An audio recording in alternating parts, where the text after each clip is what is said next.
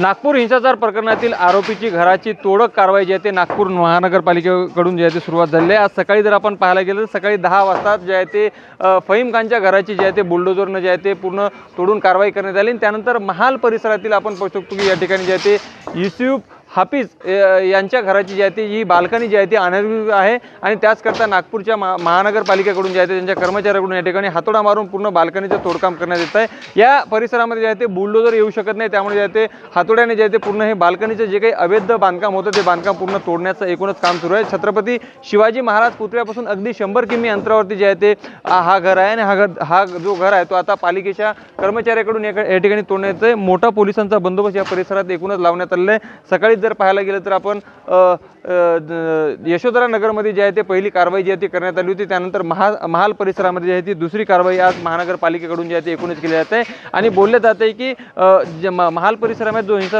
हिंसाचार झाला होता त्यामध्ये पहिल्यांदा जे 51 आरोपी पकडले गेले होते त्या आरोपीपैकीच हे दोघे पण आहे आणि त्यामुळे जी आहे ती कारवाई होत असल्याचं देखील बोलले जात आहे। लोकशाही मराठीकरता मी ज्ञानेश्वर पवार, नागपूर। लोकशाही मराठी ऐका, पहा, जागरूक रहा।